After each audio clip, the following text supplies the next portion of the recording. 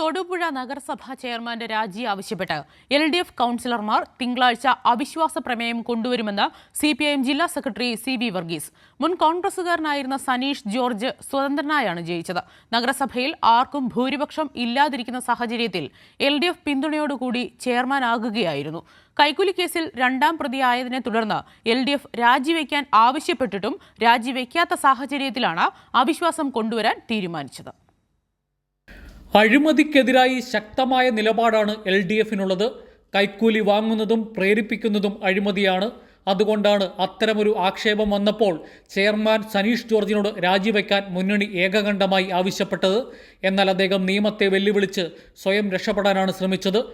ഇന്നത്തെ സാഹചര്യത്തിൽ അവിശ്വാസം പാസാവാൻ നഗരസഭയിൽ ഒരാളുടെ ഭൂരിപക്ഷം കൂടി ആവശ്യമാണ്. അവിശ്വാസം കൊണ്ടുവരാതെ രാജിവെക്കാൻ ആവശ്യപ്പെട്ടത് മുന്നണിക്ക് കേവല ഭൂരിപക്ഷമില്ലാത്തതിനാലാണ്. ഇക്കാര്യത്തിൽ കോൺഗ്രസും BJPയും നിലപാട് വ്യക്തമാക്കണമെന്ന് CB വർഗീസ് പറഞ്ഞു. തീർച്ചയായും തിങ്കളാഴ്ച അവിശ്വാസം കൊടുക്കും, അവിശ്വാസം ചർച്ചയ്ക്കെടുക്കും, അവിശ്വാസം പാസ്സാകുമെന്നാണ് ഞാൻ പ്രതീക്ഷിക്കുന്നത്. പാസ്സാകണമെങ്കിൽ കോൺഗ്രസോ BJPയോ പിന്തുണയ്ക്കും. അതല്ലെങ്കിൽ അന്ന് ഇപ്പോൾ അവർ നടത്തിക്കൊണ്ടിരിക്കുന്ന സമരം പോരാട്ട നാടകമാണ്, ജനങ്ങളെ പറ്റിക്കാനുള്ളതാണ് എന്ന് നമുക്ക് മനസ്സിലാക്കാം.